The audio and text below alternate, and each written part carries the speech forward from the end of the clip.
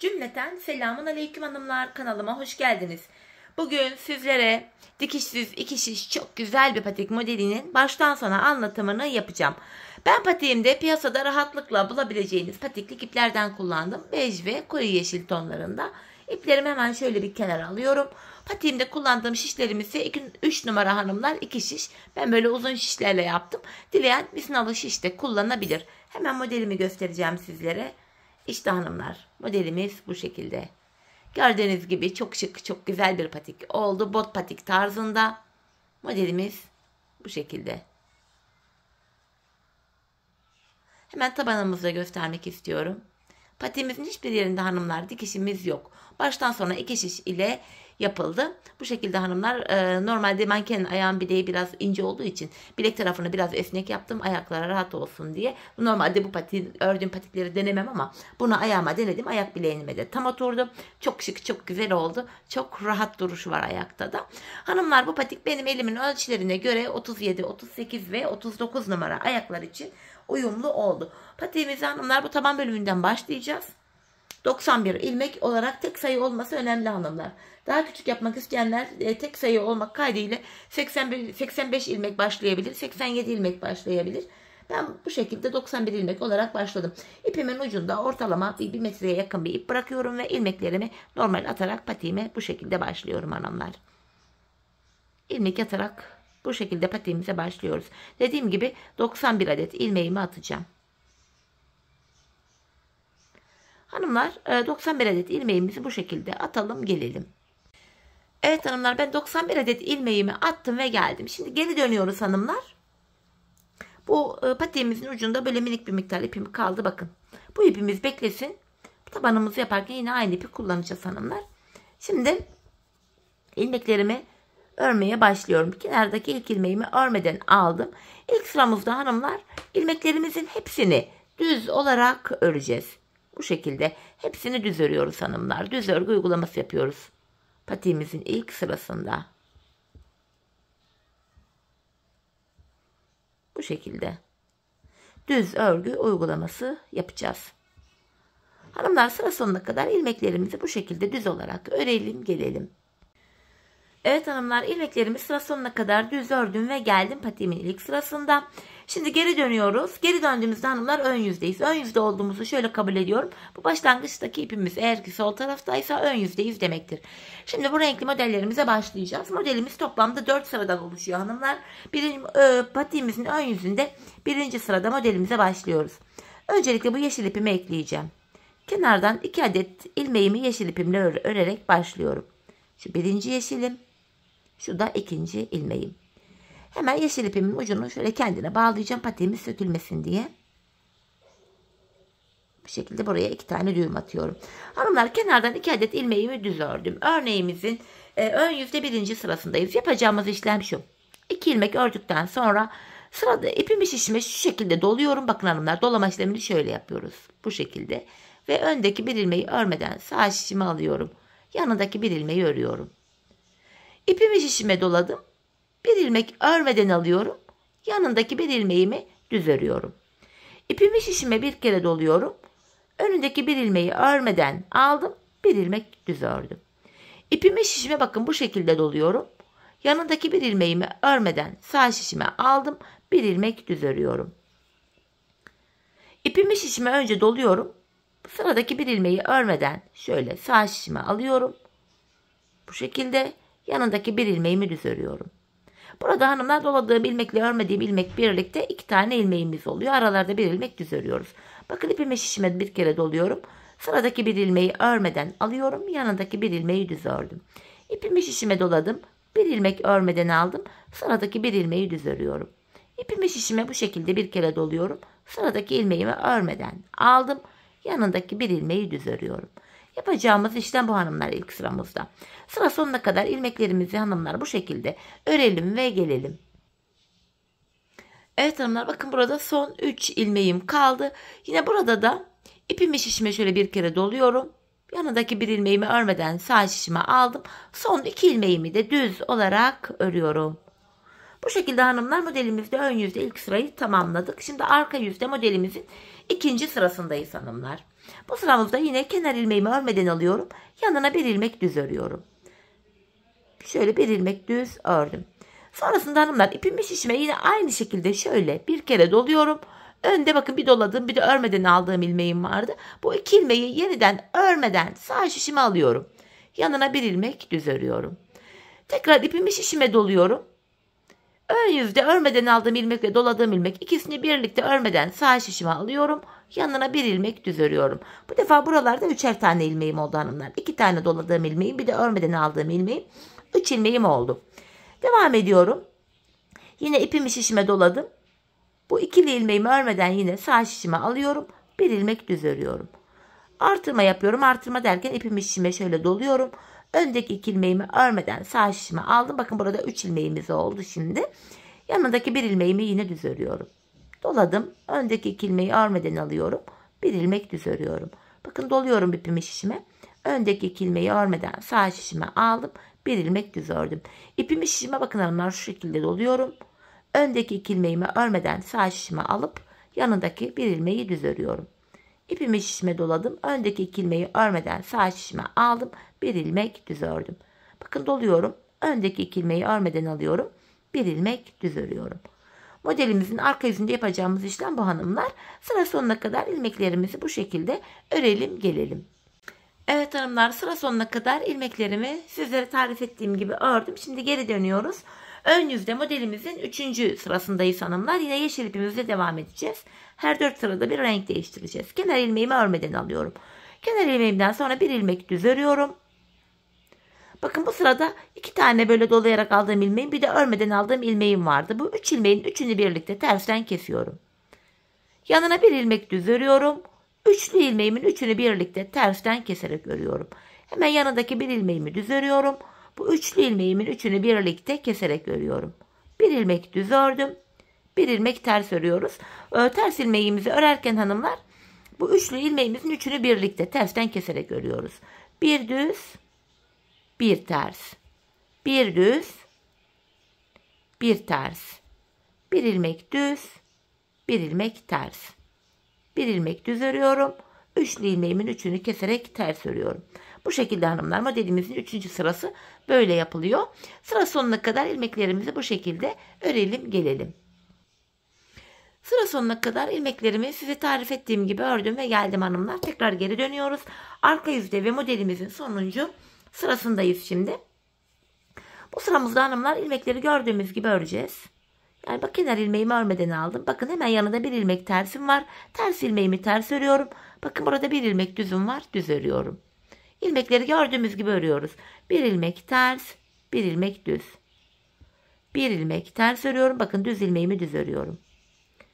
Ters ilmeğimi ters örüyorum. Düz ilmeğimi düz. Bir ters, bir düz. Bir ters, bir düz. Bu şekilde hanımlar modelimizin 4. sırası bu şekilde yapılıyor. Sıra sonuna kadar ilmeklerimizi böyle gördüğümüz gibi bir düz bir ters olacak şekilde örelim gelelim. Sıra sonuna kadar ilmeklerimi ördüm ve geldim hanımlar. Şimdi ön yüzdeyiz. 4 sıradan oluşan modelimizi bitirdik. Yeşil olan ipimizde ilk modelimizi ördük. Şimdi renk değişikliği yapıyorum. Bu açık renkli ipimi elime aldım. Şimdi ikinci modelimizi yapacağız. İlk modeli nasıl yaptıysak ikinci modeli de aynı şekilde yapacağız hanımlar. Yine 4 sıradan oluşan modelimize başlıyoruz. Yine kenar ilmeğim bu defa ip geçişi olduğu için ilk ilmeğimi örüyorum. Yanına bir ilmek düz ördüm. Kenardan 2 ilmeğimi düz olarak ördüm. Şimdi hanımlar yapacağımız işlem şöyle. Tekrardan artırma yapıyorum. İpimi şişime bu şekilde doladım. Öndeki bir ilmeği örmeden alıyorum. Yanına bir ilmek düz örüyorum. Yine aynı şekilde artırma yapıyorum. Öndeki ilmeğimi örmeden sağ şişime aldım. Bir ilmek düz örüyorum. Artırma yaptım. Öndeki ilmeği örmeden sağ şişime aldım. Bir ilmek düz ördüm. Artırıyorum. Öndeki ilmeği sağ şişime aldım. Bir ilmek düz ördüm. Artırdım. Öndeki ilmeği örmeden sağ şişime alıyorum. Bir ilmek düz örüyorum. Bu şekilde hanımlar. Sıra sonuna kadar ilmeklerimizi bu şekilde örelim gelelim. Evet hanımlar, sıra sonuna kadar ilmeklerimi size tarif ettiğim gibi ördüm. Şimdi geri dönüyorum. Modelimizde arka yüzde ve 2. sıradayız. Yine bu sıramızda kenar ilmeğimi örmeden aldım. Yanına bir ilmek düz örüyorum. Tekrardan hanımlar bakın burada 2 tane ilmeğim var. Biri artırdığım ilmeğim, biri de örmeden aldığım ilmeğim. Yine aynı şekilde böyle artırma yapıyorum. Öndeki 2 ilmeği bu defa örmeden sağ şişime aldım. Bir ilmek düz ördüm. Yine bu şekilde artırmamı yapıyorum. Öndeki 2 ilmeğimi örmeden sağ şişime alıyorum böyle. Araya bir ilmek düz örüyorum. Artırma yaptım. Öndeki 2 ilmeği örmeden sağ şişime aldım. Bir ilmek düz ördüm. Artırma yapıyorum. Bu ikili ilmeğin ikisini birden sağ şişime örmeden alıyorum. Bir ilmek düz örüyorum. Artırma yaptım. İkili ilmeğimi sağ şişime aldım. Bir ilmek düz ördüm. Bakın yine aynı şekilde böyle artırmamı yapıyorum. İkili ilmeği sağ şişime aldım. Bir ilmek düz ördüm. Yapacağımız işlem arka yüzde ikinci sırada bu hanımlar. Sıra sonuna kadar aynı şekilde örelim gelelim. Evet hanımlar, sıra sonuna kadar ilmeklerimi ördüm. Tarif ettiğim gibi ve ön yüze geçtim. Şimdi modelimizde ön yüzde 3. sıradayız. Bu sıramızda da yine kenar ilmeğimi örmeden alıyorum. Yanına bir ilmek düz ördüm. Şimdi hanımlar, bu aşamada bakın 3 tane ilmeğimiz var. 2 tane böyle artırdığımız ilmeğimiz. Bir de örmeden aldığımız yeşil ilmek. Üçünü tersten kesiyorum. Yanına bir ilmek düz örüyorum. 3 tane ilmeğimi tersten keserek örüyorum. Bir ilmek düz örüyorum. Bir ters, bir düz. Yine hanımlar, bu ters ilmeklerimi örerken bu üçlü ilmeği keserek örüyorum. Yanındaki bir ilmeğimi normal düz olarak örüyorum. Üçlü ilmeğimin üçünü tersten keserek örüyorum. Yanındaki bir ilmeğimi düz örüyorum. Bu şekilde hanımlar. Bir düz, bir ters. Bir düz. Üçlü ilmeği keserek örüyorum, bir ters. Bakın ördükçe zaten model kendini gösteriyor. Yavaş yavaş şeklimiz de ortaya çıkmaya başladı. Sıra sonuna kadar ilmeklerimizi bu şekilde örelim gelelim. Evet hanımlar, sıra sonuna geldim. İlmeklerimin hepsini ördüm. Şimdi geri dönüyorum arka yüzde ve ikinci modelimin sonuncu sırasındayım. Bu sıramızda da yine ilmeklerimiz gördüğümüz gibi örülecek. Kenar ilmeğimi örmeden aldım. Hemen yanında bakın bir tersim var. Ters ilmeğimi ters örüyorum. Düz ilmeğimi düz. Bir ters. Bakın yanında bir tane düz ilmeğim var. Düz örüyorum. Bir ters, bir düz. Modelimizin arka yüzünde dördüncü yani sonuncu sırasında yapacağımız işlem bu. Bir ilmek ters, bir ilmek düz. Bir ilmek ters, bir ilmek düz. Sıra sonuna kadar ilmeklerimizi bu şekilde örelim gelelim. Evet hanımlar, arka yüzde sıramı tamamladım. Bakın ön yüze geçtik. İlk iki modelimizi tamamladık. Zaten ördükçe kendini göstermeye başladı modelimiz. Şimdi renk değişikliği yapacağız. Aynı işlemi yeşille devam edeceğiz hanımlar. Ben ilk sırasını sizlere tekrardan kısaca göstereyim. İp geçişi olduğu için ilk ilmeğimi örüyorum. Hemen yanına bir ilmek daha düz ördüm. Tekrar artırma yapıyoruz bu şekilde. Öndeki ilmeği örmeden aldık. Bir ilmek düz ördük. Artırma yapıyoruz. Öndeki ilmeği örmeden alıyoruz. Bir ilmek düz ördük. Artırma yapıyoruz. Öndeki ilmeği örmeden alıyoruz. Bir ilmek düz örüyoruz. İlk iki modeli nasıl yaptıysak hanımlar aynı şekilde üçüncü modelimizde yapacağız. Hemen bu bölümü yapıyoruz zaten hanımlar. Bakın yeşilli olan bölüme geçtik. Yani üçüncü modeli. Üçüncü modelimizi bitirince açık renkli ipimizle bir model daha yapacağız. Yani patiğimizin bu bölümünde toplamda 4 model var. 1, 2, 3, 4. İlk ikiyi birlikte yaptık. Üçüncüye başladık. Şimdi üçüncü modelimizi bitireceğiz. Ardından açık renkli ipimizle dördüncü modelimizi de tamamlayalım. Gelelim hanımlar. Sonra patiğimizin üst bölümüne birlikte başlayalım. Evet hanımlar, toplamda 4 tane modelimi yaptım. En son modelimi açık renkli ipimle yapmıştım. Şimdi patiğimizin bu üst bölümünü yapacağız hanımlar. Üst bölüm 3 ilmek ile başlayacak. Böyle kenarlardan keserek ilmek sayıları bu orta kısımda artacak. Öncelikle şişimizde 91 adet ilmeğimiz vardı. 3 ilmek orta kısma ayırınca 88 ilmek kalıyor. 88 ilmeği de iki tarafa eşit olarak bölünce yanlara da 44'er ilmek düşüyor. Eğer ki hanımlar bu aşamada siz hesaplamayı şöyle de yapabilirsiniz. Atıyorum farzı misal siz patiğinize 85 ilmek olarak başladınız. Yine orta bölüm için 3 ilmek ayıracaksınız. Geriye 82 ilmek kalır. 82 ilmeği de iki yana eşit olarak paylaştırınca yanlara 41'er ilmek düşer. Hesaplama işini böyle yapıyoruz. Şimdi hanımlar yapacağımız işlem şöyle. Bu sağ şişime örmeden şöyle 44 ilmeğimi aktaracağım. 1, 2, 3, 4, 5, 6, 7, 8, 9, 10, 11, 12, 13, 14, 15, 16, 17, 18, 19, 20, 21, 22, 23, 24, 25, 26, 27, 28, 29, 30, 31, 32, 33, 34, 35, 36, 37, 38, 39, 40, 41, 42, 43, 44 ilmeğimi sağ tarafa ayırdım. Hanımlar şu açık renkli ipimi şimdilik buradan keseceğim. Çünkü orta kısımda örmeye başlayacağız. Şöyle açılıp sökülmesin burada diye bir miktar bırakıp böyle ipimi kesiyorum. Yeşil ipim burada beklesin hanımlar. Boğaz kısmını yaparken yine aynı yeşili kullanacağız. Yeşilimiz bekleyebilir. Şu anda bana lazım olan açık renkli ipim. 44 ilmeğimi hanımlar bu sağ tarafa ayırdım. Şimdi ortaya haroşa örgü uygulaması yapacağız. Örgümüzün hem ön hem arka yüzünde düz örgü örünce haroşa oluyor. Hem ön hem de arka yüzde ters örgü örünce yine haroşa oluyor. Ben örgümün her iki tarafında da düz örgü örerek haroşalarımı elde ediyorum. Şimdi ortaya 3 ilmek öreceğim. 1, 44 sağa ayırmıştım. Şu ikinci ilmeğim, hemen ikinci ilmekten sonra ipimin ucunu kendisine bağlayayım hanımlar. Burası sökülmesin. Şöyle buraya 2 tane sıkı bir düğüm attım. Ardından şu üçüncü ilmeğimi de ördüm. Ortaya 3 ilmek ördüm. Orta bölüm için. Saydığımız anda hanımlar bu sol tarafta da yine 44 ilmeğimiz kalıyor. Şimdi 3 ilmek ördükten sonra geri dönüyorum. İpimiz hanımlar bu aşamada hep karşıda olacak ve ilk ilmeğimizi örmeden alacağız. İkinci ilmeğimi ördüm. Üçüncü ilmeğimi de ördüm. 3 ilmek haroşa üzerinden bir diş haroşa ördük hanımlar. Şimdi geri dönüyoruz. Artık kesimleri de bu aşamada başlayacağız. Yine hep ipimiz karşıda olacak ve ilk ilmeğimizi örmeden alacağız. Bakın ilkini örmeden aldım. İkinciyi ördüm. Üçüncüyü de ördüm. Sıradaki bakın hanımlar yapacağımız işlem şu. Şişimden 3 ilmek ördükten sonra 2 adet ilmeğimi alıyorum. Keserek ördüm. Orta kısımda bu defa 4 ilmeğimiz oldu. Şimdi geri dönüyorum yine. İpim yine karşıda ve ilk ilmeğimi örmeden aldım. Orta kısımda bu defa 4 ilmeğim oldu. İkinci ilmeğimi örüyorum. 3, 4. Yeniden diğer taraftan da yine 2 adet ilmeğimi alıyorum. Her seferinde şişimizden 2'şer ilmek alıyoruz. Keserek örüyoruz. Bakın bunu da yine keserek ördüm. Bu defa orta kısımda 5 ilmeğimiz oldu. Geri dönüyorum. Bakın hanımlar ipim yine karşıda. İlk ilmeğimi örmeden aldım. Bu orta kısımdaki 5 haroşamı öreceğim. 4, 5 ve tekrar şişimden 2 adet ilmeğimi alıyorum. Keserek örüyorum. Bu kestiğim ilmeğimi de bu orta kısma ekledim. Orta kısımda 6 ilmeğimiz oldu. Geri dönüyorum yine. İpim karşıda ve ilk ilmeğimi örmeden aldım. İkinciyi örüyorum.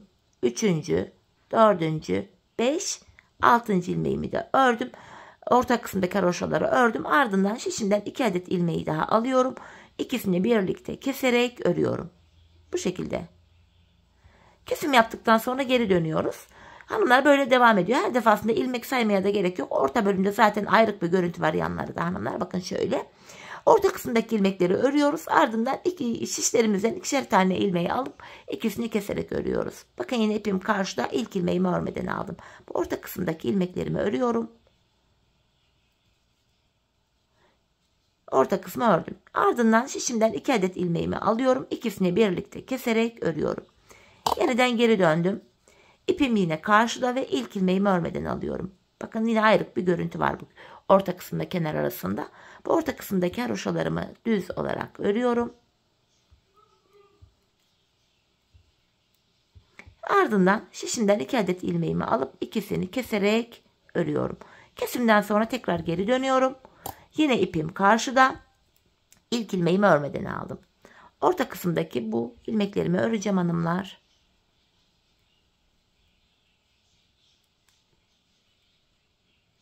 Ardından şişimden yine 2 adet ilmeğimi keserek örüyorum. Her defasında şişimizden 2'şer ilmeği keserek örüyoruz hanımlar ve orta kısımdaki haroşalı ilmek sayımız da bu şekilde artıyor. Gördüğünüz gibi bakın şeklimiz böyle.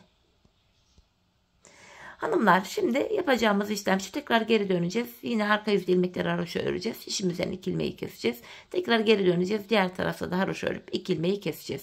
Biz bu kesme işlemine her iki şişimizin ucunda da hem bu şişimizde hem de bu şişimizde kenarlarda 6'şar ilmek kalana kadar bu işleme devam edeceğiz hanımlar. Hem sağ şişimizin kenarında hem de sol şişimizin kenarında 6'şar ilmeğimiz kalacak.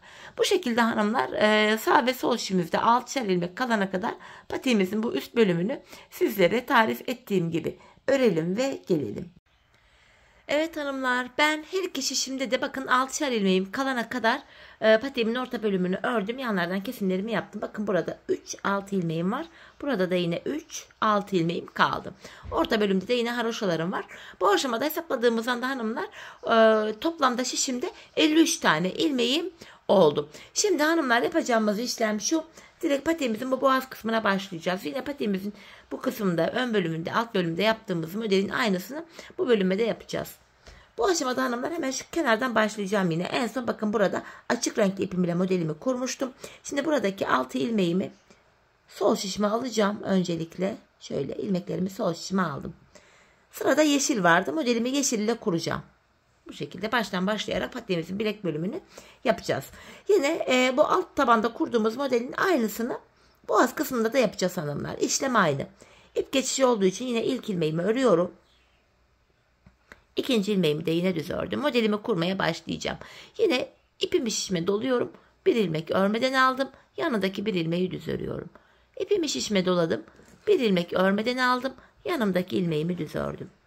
İpimi şişime doluyorum.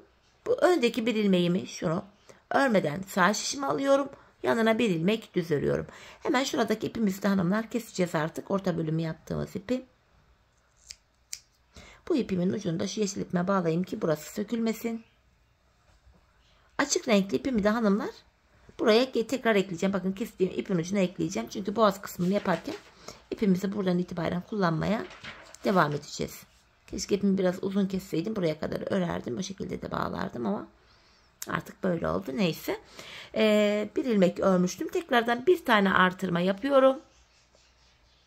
Bir tane artırma yaptım. Bir ilmek örmeden sağ şişimi aldım. Hemen yanındaki bir ilmeğimi örüyorum. Artırma yaptım. Bir ilmek örmeden aldım. Yanındaki bir ilmeği örüyorum. Artırma yaptım. Bir ilmek örmeden aldım. Yanındaki bir ilmeği örüyorum. Yine aynı şekilde hanımlar modelimizin ön yüzde ilk sırasını bu şekilde kuruyoruz. Her 4 sırada bir sıra sonuna kadar yapacağız hanımlar. Yani bu son 6 ilmeğimizde yine modelimizi kuracağız. İlmek sayıları denk geliyor. Modelimiz tam oturuyor zaten. Her 4 sırada bir modelimizi kuracağız hanımlar. Önce yeşil, sonra bu açık renkli bej rengi ipimizle, sonra yeşil, tekrar bej rengi. Bakın arka bölümüne, şu bölümüne toplamda yeşil, bej, yeşil, bej, yeşil. En son bej rengiyle modelimi yaptım. Yani toplamda sayalım. Yeşil 1, 2, 3, 4, 5, 6 tane yaptım. Patiğimin boğaz kısmına 6 tane model kurulumu yaptım. Şimdi hanımlar bu yeşil bittikten sonra 4 sırada tekrardan bu bej rengi ipimize geçeceğiz. 4 sıra modeli kuracağız. Yeşile geçeceğiz. Hani bu şekilde yine aynı tamamlayacağız. Patiğimizin boğaz kısmına yine bu şekilde modelimizi yapalım gelelim. Artık kesme işlemi falan yok. 53 ilmek üzerinden devam edeceğiz. Bu şekilde patiğimizin boğaz kısmını örelim gelelim hanımlar. Sonra birlikte kesim işlemini yapacağız. Evet hanımlar toplamda 6 tane modelimi kurdum. Geldim sayalım. 1, 2, 3, 4, 5 ve sonuncu modelimi de açık renkli ipimle yaptım. 6. Şimdi hanımlar ön yüzdeyim ve artık ilmeklerimizi keseceğiz burada. İkişer ikişer toplayarak ilmeklerimi keseceğim. Hanımlar çok sıkı bir kesim yapmayalım. Hafif esnek bir kesim olsun. Patiğimiz ayağımıza rahat girsin diye. Şöyle ilmeklerimi ikişer ikişer toplayarak sırasıyla kesiyorum.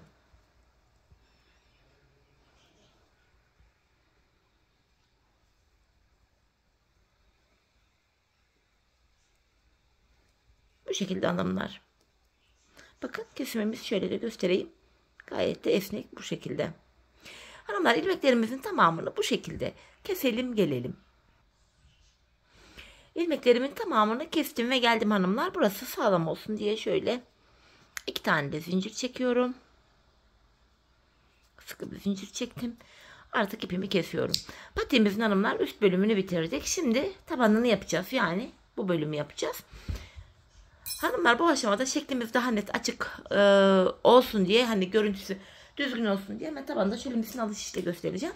Normalde ben diğer patiğimin tabanını da böyle uzun şişlerimle yapmıştım. Size gösterebilmek adına misinalı şiş kullanacağım 1-2 sıra. Sonra tabii ki de yine uzun şişlerime geçeceğim. Çünkü ben misinalı şişleri rahat kullanamıyorum. Şimdi ön yüzdeyiz hanımlar. Ön yüzden itibaren ilmekler çıkaracağız. Bakın başlangıçta şöyle bir ipimiz kalmıştı. Hatta başlarken de demiştim ipimizi tabanda geri kullanacağız diye. Normal yine açık renkli ipimi buraya bağlıyorum. Bu şekilde düğümümü attım. Hanımlar patiğimize 91 ilmek olarak başlamıştık. 91 ilmek başladığım yerden yine böyle girerek, bakın başlangıç yerlerine girerek 91 ilmek çıkaracağım. Şu kenara da şöyle girerek. Bakın sırasıyla burası biraz sert başlangıç yeri sıkmışım. Tığ yardımıyla ilmeğimi çıkarttım. Şöyle. Bakın 2 ilmeğim oldu. Başlangıç yerinde ilmeğin 2 kanadına birden giriyorum. İlmeğimi çıkartıyorum. Bakın başlangıç yerinde ilmeğin 2 kanadına birden giriyorum. İlmek çıkartıyorum. Bakın burada 4 ilmeğim oldu. Sırasıyla hanımlar başlangıç yerlerine giriyoruz. İlmeğin 2 kanadına birden ilmek çıkarıyoruz. Ön yüzde bu ilmek çıkartma işlemini yapıyoruz. 91 ilmek başlamıştık. Bu şekilde diğer uca kadar 91 ilmek çıkaracağız. Şimdi diğer uca kadar ilmeklerimizi kaç ilmek başladıysak o sayıda ilmeklerimizi çıkaralım ve gelelim. Evet hanımlar, sıra sonuna kadar 91 adet ilmeğimi çıkarttım. Bakın görüntümüz böyle. Şeklimiz bu. Şimdi yapacağımız işlem şöyle. Hemen bütün alış işlerle savaşım. Hemen şöyle geri dönüyoruz. Yapacağımız işlem şöyle. Kenar ilmeğimi örmeden alıyorum. İlmeklerimin tamamını düz öreceğim. Yani haroşa düşecek. Ön yüze bir diş haroşamız olacak. Bu şekilde.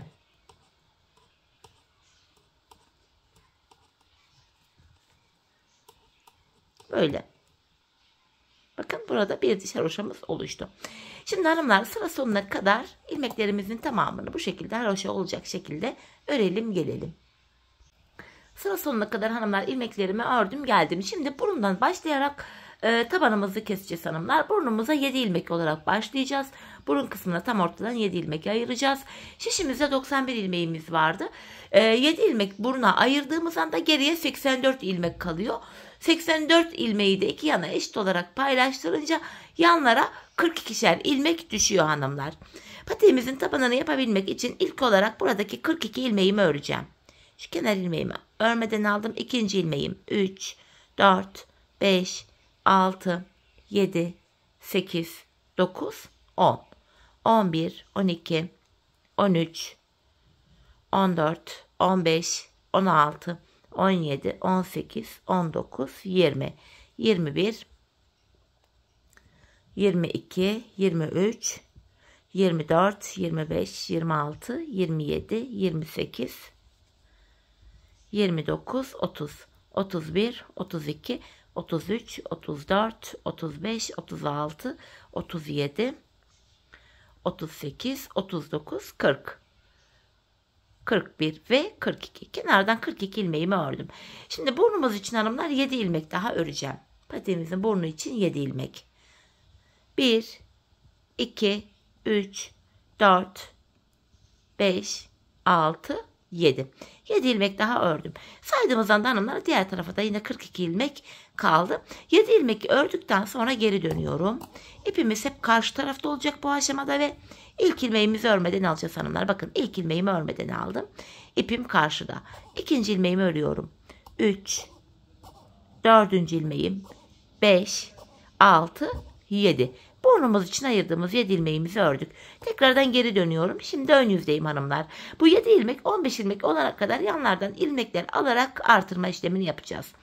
Yine ipim karşıda. İlk olarak bu 7 ilmeğimi öreceğim. İlk ilmeğimi aldım. İkinci ilmeğim 3, 4, 5, 6, 7. Şişimden bir adet ilmeğimi örerek orta kısma ekliyorum. 8. Bir ilmek aldıktan sonra geri dönüyorum. Yine ipim karşıda. İlk ilmeğimi örmeden aldım. Orta kısımda bakın 8 ilmeğimiz oldu. Zaten bakın burada hafif ayrık bir görüntü var. Tabanımızın olduğu bölümde. İlk ilmeğimi örmeden aldım. İkinci ilmeğimi örüyorum. 3, 4, 5, 6, 7. Bakın 8. ilmeğimi de ördüm. Şişimden bir adet ilmeğimi örerek orta kısma ekliyorum. Ortada böylece 9 tane ilmeğimiz oldu. Şöyle geri dönüyoruz hanımlar. Bir ilmek ekledikten sonra geri döndük. Yine ipimiz karşıda. Bu defa tabandaki öncelikle 9 ilmeğimi öreceğim. İlk ilmeğimi örmeden aldım. 2, 3, 4, 5, 6, 7, 8. Bakın 9. ilmeğimi de ördüm. Şişimden bir adet ilmeğimi örerek bunu da yine orta kısma ekledim. Ortada 10 ilmeğimiz oldu. Geri dönüyorum yine ilmeğimi ekledikten sonra. İpim karşıda.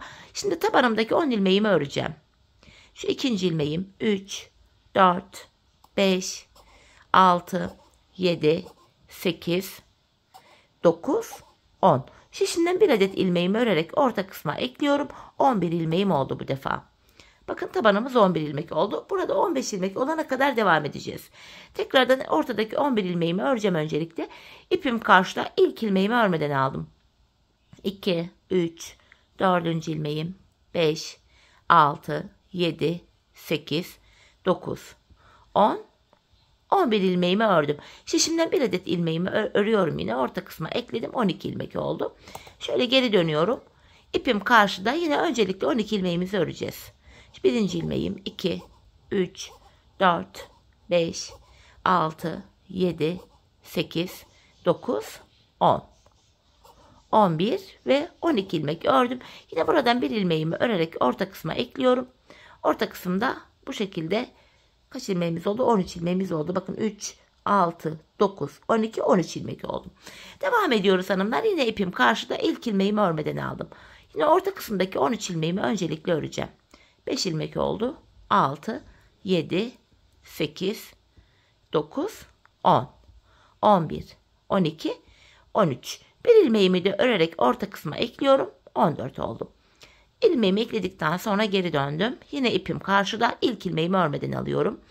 İkinciyi ördüm. 3, 4, 5, 6, 7, 8, 9, 10, 11, 12, 13, 14. ilmeğimi ördüm. Bir ilmek daha örerek orta kısma ekledim. 15 oldu. Şimdi 15 ilmek üzerinden kesimlere başlayacağız hanımlar. Artık 15 ilmek üzerinden patiğimizin tabanı ilerleyecek. Bakın burun kısmında böyle oval bir görüntü de oluştu. Şimdi 15 ilmek üzerinden nasıl yapacağız? Hemen onu da anlatayım. İlk 14 ilmeğimizi öreceğiz hanımlar. 15. ilmeği örerken kesim yapacağız. Hemen ilk ilmeğimi örmeden aldım. İkinci ilmeğim 3, 4, 5, 6, 7, 8, 9, 10, 11, 12, 13, 14. 14 ilmeğimi ördüm. 15. yani bakın sonuncu ilmeğimi örerken şişimden de bir ilmek alıyorum. İkisini birlikte keserek örüyorum. Geri döndüm. Yine aynı işlemi yapacağız. Bu tabanımızda son bir ilmek kalana kadar öreceğiz. Sonuncu ilmeği örerken şişimizden de bir ilmek alıp keseceğiz. Her defasında ilmekleri saymaya da gerek yok hanımlar. Bakın zaten tabanın bölümünde yanlarda şuralarda bakın ayrık görüntümüz var. Bakın ipimi yine karşıda ilk ilmeğimi örmeden aldım. Tabanımda son bir ilmeğim kalana kadar öreceğim. Yani ilk 14 ilmeğimi öreceğim. 15.yi örerken kesim yapacağım. Bakın burada tabanımda son bir ilmeğim kaldı. Bunu örerken şişimden de ilmek alıyorum. İkisini birlikte keserek ördüm. Geri dönüyorum. İpim yine karşıda. Bakın yine burada ayrık bir görüntü var tabanımızda yanlar arasında. Yine son bir ilmek kalana kadar öreceğim. İpim karşıda. İlk ilmeğimi örmeden aldım. Diğer ilmeklerimi haroşa olarak örüyorum. Son bir ilmek kalana kadar öreceğim hanımlar. Bakın burada son bir ilmeğim kaldı. Bunu örerken şişimden de bir ilmek alıyorum. İkisini birlikte keserek örüyorum. Kesim işlemi bu şekilde devam edecek hanımlar. 14 ilmek öreceğiz. 15.yi örerken kesimimizi yapacağız. Biz bu kesme işlemini her iki şişimizin ucunda da hem bu sol şişimizde hem de bu sağ şişimizde 3'er ilmek kalana kadar devam edeceğiz hanımlar. Şimdi hep birlikte patiğimizin tabanını 15 ilmek üzerinden sağ ve sol şişimizde 3'er ilmek kalana kadar sizlere tarif ettiğim gibi keselim ve gelelim. Evet hanımlar, her iki şişemizin ucunda da 3'er tane ilmeğim kalana kadar patiğimin tabanını ördüm geldim. Şimdi burada kesimler yapacağız. Şöyle oval bir görüntü oluşturmak için ilmek sayılarında da azalma olacak. Öncelikle yine ipim karşıda, ilk ilmeğimi örmeden aldım. Tabanımda yine son bir ilmeğim kalana kadar öreceğim. Yani ilk 14 ilmeğimi öreceğim. Bakın burada sonuncu 15. ilmeğimi örerken şişimden de bir ilmek alıyorum. Yine aynı şekilde kesimimi yaptım. Ardından geri dönüyorum yine. İpim karşıda ve ilk ilmeğimi örmeden aldım. İkinci ilmeğimi ördüm. İkinci ilmeğimden sonra öndeki iki ilmeğimi hanımlar öyle keserek örüyorum. Bu şekilde. Şimdi tabanımda son 4 ilmeğim kalana kadar öreceğim yine. Tabanda son 4 ilmek kalana kadar. Kenardaki 3 ilmek hariç hanımlar. Tabanda Son 4 ilmek kalana kadar örüyorum. Bakın tabanımda son 4 ilmeğim kaldı. Yine bu öndeki 2 ilmeğin ikisini birlikte keserek örüyorum. Sağdan ve soldan bu şekilde kesim yapıyoruz. Hemen yanındaki bir ilmeğimi düz ördüm.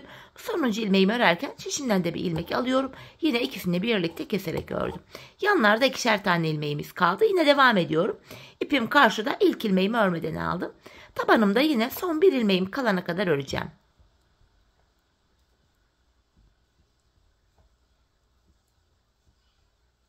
Bakın yine tabanımda son bir ilmeğim var. Yine şişinden bir adet ilmek alıyorum. İkisini keserek ördüm. Geri dönüyorum kesimden sonra. İpimi yine karşıda ve ilk ilmeğimi örmeden aldım. İkinci ilmeğimi örüyorum. Öndeki iki ilmeğimin ikisini birlikte kesiyorum hanımlar. Bu şekilde yine kesimimi yaptım. Tekrar bu tabanımda 4 ilmek kalana kadar öreceğim. Bakın bu tabanımda son 4 ilmeğim kaldı. Kenardaki 2 ilmek hariç. Bu 2 ilmeğimin ikisini birlikte keserek örüyorum. Öndeki 2 ilmeği, yanına bir ilmek düz ördüm ve sonuncu ilmeğimi örerken şişimden de bir ilmek alıyorum. İkisini birlikte keserek örüyorum. Şimdi tekrar geri döndüm hanımlar. Şişimde son birer tane ilmeğim kaldı. Bu defa yine tabanımda son bir ilmek kalana kadar öreceğim. Bir de kenarda ilmeğimiz vardı. Yani son 2 ilmek kalana kadar öreceğiz. Bakın burada son 2 ilmeğim kaldı. Bu 2 ilmeğin ikisini birlikte keserek örüyorum. İlmeğim kalmadı artık bu tarafta. Şimdi geri döndüm hanımlar. Bu aşamada artık normal kısa şişlerle örmek istiyorum ve misinalı şiş beni bayağı bir yordu çünkü.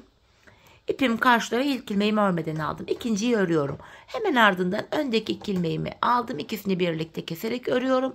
Tekrar tabanımda son bir ilmek hariç 4 ilmek kalana kadar öreceğim. Bakın son 4 ilmeğim kaldı. Yine öndeki 2 ilmeğimin ikisini keserek örüyorum. Yanına bir ilmek düz ördüm. Ve son 2 ilmeğimin ikisini birlikte keserek örüyorum. Yan taraflarda hanımlar artık ilmeğimiz kalmadı. Burada da toplamda bakın 4 ilmek burada, 5 de burada, 9 ilmeğimiz kaldı. Artık patiğimizin bu arka bölümünü, burayı 9 ilmek üzerinden öreceğiz. Bunu da şöyle yapacağız hanımlar. Yine ipim karşıda. Ve ilk ilmeğimi örmeden aldım. Bu defa tabanımda burada son 2 ilmek kalana kadar öreceğim. 5, 6, 7. Bakın 7 ilmeğimi ördüm. Son 2 ilmeğim kaldı. Bu 2 ilmeğimin ikisini birlikte keserek örüyorum. Şişimde 8 ilmeğim kaldı ve bakın sıra yandaki kenar ilmek yerine girerek buradan bir adet ilmek çıkartıyorum. Böylece tekrar 9 ilmeğim oldu. Bu şekilde hanımlar patiğimizin bu arka bölümü şu kenarlara da eklenmiş oluyor. Şimdi geri dönüyorum. Yine ipim karşıda ve ilk ilmeğimi örmeden aldım. Tekrar son 2 ilmeğim kalana kadar öreceğim. Bakın son 2 ilmeğimi keserek örüyorum. Şimdi de buradan ilmek çıkaracağız. Hanımlar bu aşamada şöyle arkadan girip ilmek çıkartabiliriz bu şekilde. Bu şekilde zorlananlar olursa da yine ön yüzde bakın geri dönerek şöyle de ilmek çıkartabilirsiniz. Şuradan kenar ilmek yerine giriyorum. İlmeğin iki kanadına birden buradan şöyle bir adet ilmeğimi çıkartıyorum. Tekrar 9 ilmeğim oldu. Şimdi tekrardan son 2 ilmeğim kalana kadar öreceğim. Son 2 ilmek kalana kadar. Bakın son 2 ilmeğim kaldı. İkisini keserek örüyorum ve sıradaki kenar ilmeklerim bakın yeşil. Hanımlar buralarda ip geçişi olan bölüm burası. Hani model yaptığımız bölüm. İp geçişlerinde ben sonuncu ilmeklerimi ördüğüm için ilk ilmeğimi örmeden alıyordum. Fakat ip geçişlerinde ilk ilmeğimi ördüm. Burada 3 tane gibi kenar ilmeği görünüyor. Fakat biz bu tarafı baz alacağız. Burada 2 yeşil, 2 5, 2 yeşil, 2 5 kenar ilmek yerleri var. Buradan da ikişer tane ilmek çıkaracağız. 3 tane kenar ilmek yeri var ama biz ikişer tane ilmek çıkaracağız. Hemen bir tane yeşil kenar ilmek yerine girerek ilmeğimi çıkarttım. Geri dönüyorum. İpim karşıda, ilk ilmeğimi örmeden aldım. Şimdi yine son 2 ilmek kalana kadar örüyorum. Bakın son 2 ilmeğimi kestim. Geri dönüyorum. Bu tarafta ön yüzde ilmek çıkaracağım. İlk yeşil kenar ilmek yerine giriyorum. Bakın ilmeğin iki kanadına birden girdim. Buradan şöyle bir adet ilmeğimi çıkartıyorum. Yeniden son 2 ilmek kalana kadar öreceğim. Son 2 ilmeğimi kesiyorum ve ikinci kez yeşil kenar ilmek yerine girip şuradan ilmeğimi çıkartıyorum. 2 kere ilmek çıkarttık. Bir sonraki sefer bej olan yerlerden ilmek çıkaracağız hanımlar. 2 kere bej, 2 kere krem. Kenar ilmek yerlerinden ilmekler çıkartıyoruz. Tekrardan geri dönüyorum. İpim karşıda, ilk ilmeğimi örmeden aldım. Eşit olarak ilmek çıkartalım hanımlar, karşılıklı olarak ki patiğimizin arkası eşit şekilde örülsün. Yine son 2 ilmeğimi kestim. Burada da bakın ikinci kez kenar ilmek yerine giriyorum. İkinci yeşil yere ilmeğimi çıkartıyorum. Bir sonraki seferde yine buradan 2 tane beş, 2 tane yeşil, bu şekilde ilmekler çıkartarak devam edeceğiz. Patiğimizin arkası böyle örülecek hanımlar. Yine son 2 ilmeğimi bakın kesiyorum. Bu defa 5 kenar ilmek yerine giriyorum. Bakın ilkine girdim. Buradan şöyle bir adet ilmeğimi çıkartıyorum. Gördüğünüz gibi hanımlar, patiğimizin arkası bu şekilde ilerleyecek. Burada da topuk için uyumlu olsun diye oval bir görüntü oluşturduk zaten. Şeklimiz bu. Hanımlar, biz bu işleme bakın son kenar ilmek yerlerine kadar, buraya ve buraya kadar devam edeceğiz. Patiğimizin arkasını bu şekilde öreceğiz. Şimdi hep birlikte son kenar ilmek yerlerine kadar patiğimizin arkasını sizlere tarif ettiğim gibi örelim ve gelelim. Evet hanımlar, son kenar ilmek yerlerine gelene kadar patiğimin arka bölümünü ördüm geldim. Şimdi kesim yapacağım artık. Yine ilmeklerimi ikişer ikişer toplayarak gideceğim. Bu şekilde kesimimi yapıyorum. Burada da boğazını kestiğimiz ipimiz vardı. Bunu da aradan gizleyerek götüreyim yine. İpimin üzerinden atlatarak. Bakın yine ilmeklerimi gördüğünüz gibi şöyle ikişer ikişer topluyorum. Şu ipimin ucunu da gizliyorum bu arada. Bu ip gizleme işleri sonradan bana bir şey geliyor. Hani elim oyaladığını düşünüyorum. O yüzden böyle örerken aradan kaynatıp gidiyoruz. Bakın. Bu şekilde. Son bir ilmeğim kaldı. Bunu da aynı şekilde kesiyorum hanımlar. Burada şöyle tümsek bir görüntü oluşmasın diye arka bitiş yerinde hemen dibine şöyle sık iğne yöntemiyle batarak bakın ilmeğimi buraya sabitliyorum. Burası düz görünüyor bu şey böylece. Buraya da 2 tane zincir çektim. İpimi kesiyorum. Hemen ipimizi gizleyelim. Sonra da patiğimizi manken ayağımıza giydirelim. Bakalım duruşuna nasıl olmuş. Şöyle. Bakın arka ilmek aralarından geçirerek ipimin ucunu gizliyorum.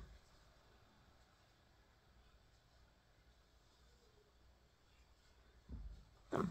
Evet hanımlar, patiğimizin arkası böyle. Görüntü itibariyle patiğimizin duruşu da bu şekilde. Haroşa örgü olduğu için gayet de esnek duruyor hanımlar. Hemen diğer ayak markenimi de şuralardan şöyle alayım. Evet. Bir de manken ayağıma da giydireceğim. Patiğimizi bir de ayağımızda görelim nasıl olmuş diye.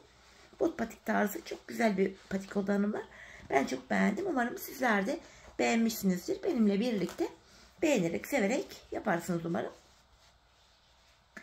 Evet, patiğimizi de şöyle güzelce manken ayağıma bakın giydirdim. Şöyle göstereyim hemen. Düzeltelim boğaz kısmını da. Bu şekilde. Bakın. Patiğimiz bu şekilde. Çok şık, çok tatlı bir görüntüsü oldu bu şekilde. Gördüğünüz gibi gayet de esnek, ayağı saran güzel bir model. Bu şekil. Evet hanımlar, hemen tabanımızı da göstereyim. Tabanımı göstermedim manken ayakta. Arkasını da bu şekilde yaptık. Evet hanımlar, yine birlikte güzel bir modelin daha sonuna geldik. Umarım sizlere faydalı, hoş bir video olmuştur. Yeni modellerde, yeni videolarda buluşmak dileğiyle şimdilik hoşça kalın, sağlıcakla kalın.